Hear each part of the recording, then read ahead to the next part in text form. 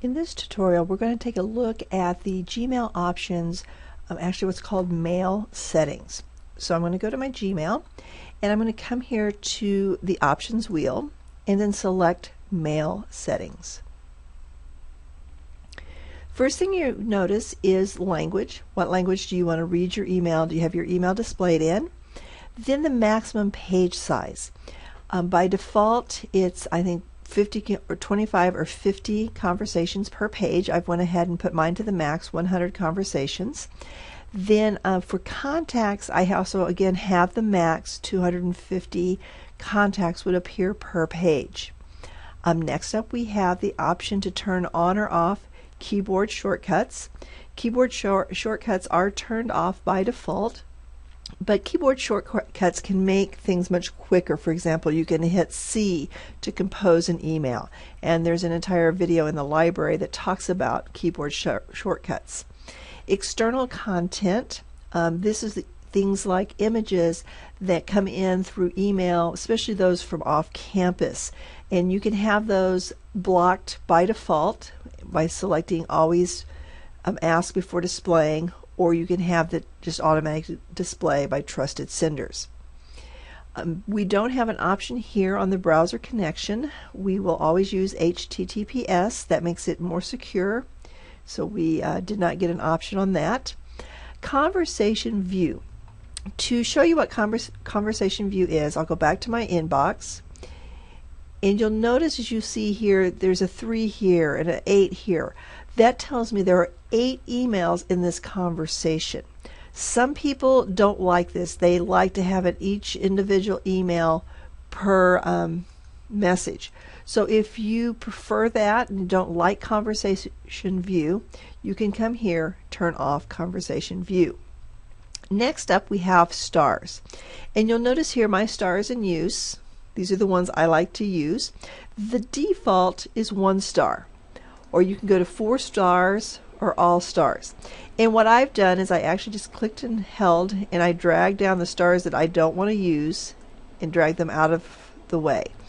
This is purely up to you. The stars represent whatever you want them to represent, so you can set them up any way you desire.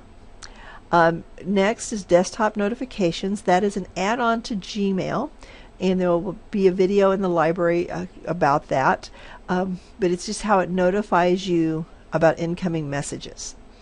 You also have the option to have your picture, and it can be visible to people that you chat with, or you can have it visible to everyone. If you don't have a picture, you will click the change picture option, and then you can browse and find a picture on your computer, or if you use Picasa web albums, or if you already have your picture on a website somewhere, you can link to it. Or if I wanted, I could go back to no picture. Cancel that. The people widget. Again, let me demonstrate what the people widget is, and I'll come down here and save changes.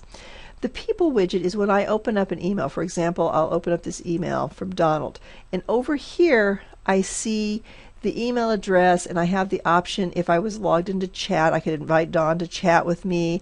I could email him. If I had a phone number listed for him in contacts, I could call him, or things like add to contacts, recent mail from, so I could find all the email that I've received from Dr. Isaac. That is just an option. It's called the people widget. If you don't like that feature, you can choose to hide it. This is an important one. Create contacts for autocomplete. By default, this is turned on. So when you receive a message from a new person outside of our APU community, their email address will be added to your other contacts, and I'll show you where that lives in just a moment. But the problem becomes they just build up over time, and soon you may have 500 people in other contacts, and you have no idea who these people are or why you have their email address.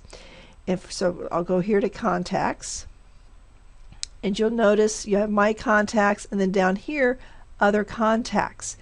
And this is where Google will add people if you don't turn off that feature. Now also note that if you use Gmail's chat, Those chat people will also appear in other contacts, so you don't want to delete these contacts if you're using chat. Next, we have the section where we can enter our signature. And here you can type in your name, and you can use formatting features on it as well as hyperlinks. For example, when I created this link, what I did was I typed in www.apu.edu/IMT training. And then I highlighted it, clicked the hyperlink or the link button, and because I had the www there, it automatically assumed that was the link. So now I can just click away and it's added. This object right here is actually a picture. And you'll notice here when you go to insert image, you only have the option for a web address. So if you want to put a picture of yourself or a picture of something, you have to have a URL or an address on the web where that item lives. That's the only way you can insert a picture in your image. Next, the personal indicators. It will display an arrow by a message sent from an address, not a mailing address, or a double arrow next to messages sent only to me. So for example, if I go back, and I'm just going to discard changes, I see here a double arrow. That tells me this message was sent directly to me. Where down here, there's only a single arrow, so I'm one of the people that this message was sent to. Just a way for Gmail to kind of give you some heads ups on what is happening and where the emails are coming from. Show snippets. That is the beginning of your email. Just shows just the first few words of the incoming email. Vacation Responder is very nice. It allows you to do several things. One, you can set the first day and the last day so it will automatically turn off. You can also modify the subject. What makes it really nice is you can do your Vacation Responder in advance. If I know I'm going to be out of the office on March the 1st, I can create the Vacation Responder, and then on March 1st it will automatically turn on. Another nice feature is you can distinguish who receives your out of office. If I only wanted APU people to receive this, I would uncheck people in my contacts, and then only when an APU person emails me will they receive the out of office. If I uncheck both options, then everyone who emails me will receive the out of office. So for me, I tend to use both of these because if they're in my contacts, then I want them to know that I'm out of the office, and I also want APU people to know. The encoding, I don't worry about that. I leave it with the default.